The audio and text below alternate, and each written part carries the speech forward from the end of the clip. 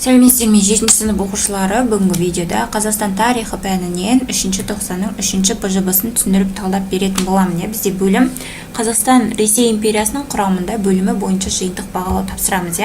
Ең алдымен видеоны көріп бастамас бұрын каналға тіркелейік. Мен сендерге осы видеоларды шығару үшін көптеген уақытымды кетіремін. Сол үшін сендер бір ғана қимыл арқылы каналға тіркеліп кетіңдер. Және де колокольчикті басып қойыңдар, себебі шыққан сабақтарды дәл уақытында көру үшін бірінші тапсырма, яғни сұрақтарға жауап беруіміз керек, кішігірім тестті орындауымыз керек. Бірінші, Тау-кен өндірісіне жұмысқа жалданған қазақ орыс еңбекшілерінің атауын көрсетіңіз дейді. Яғни олар С жауабы жатақтар. Келесі 19 ғасырда Қазақстанда жәрмеңкенің басты дамыған өңірін көрсетіңіз дейді.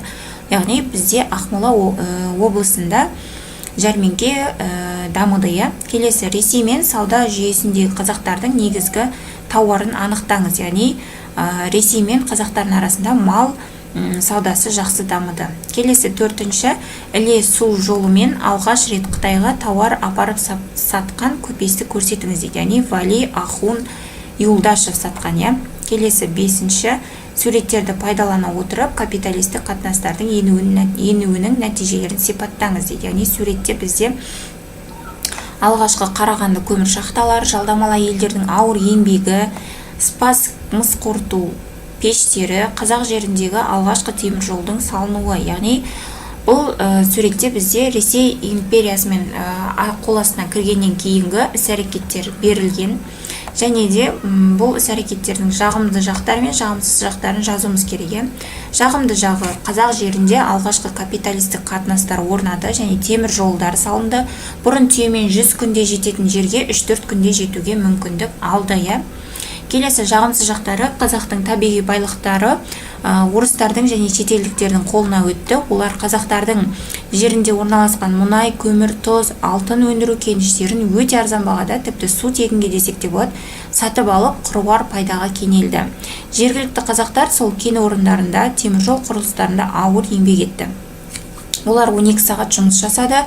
Еңбек құқығы қазақ жерінде мүлдем сақталмады, онымен қоймай дискриминация болды. Орыс шаруасымен бірдей жұмыс істесе де қазаққа 2-3 есе аз ақша төленді және дүкендерде азық-түліктер қазақтарға көтермеленіп сатылды. Видеоны балалар соңына дейін көрейік, себебі дұрыс түсінбей қалуымыз мүмкін. Және де маған өте үлкен көмектерің болушы еді, осы ең соңына дейін көрсеңдер. Келесі, қорытынды ой жазамыз. Жалпы қорытындылай келе Ресей Федерациясының қол астына өткеннен кейін көптеген темір жолдар салына бастады. Халық баратын жеріне аз уақыт ішінде бара алды. Бұл жақсы жағы болатын, ал жаман жағы қазақтарға күн көрсетпеді, жалпылай айтқанда. Келесі, 6-шы, жәрмеңкелердің сауданың дамуына қосқан үлесін анықтаңыз дейді. Яғни жәрмеңкенің атауы дейді. Бірінші, Қоянды жәрмеңкесі, ол сауда-саттық жасалды. Халықтардың, қазақ руларының бас қосатын жері болды. Сонымен қоса қатар жоғары органдарға шағым жазатын жер пайда болды. Келесі, Шар жәрмеңкесі, қазақ руларының бас қосатын жерлері болды, сауда-саттық дамыды және шағым жазу пайда болды дейміз. Бүгінге осымен БЖБ талдауы аяқталды. Сау болыңдар оқушылар.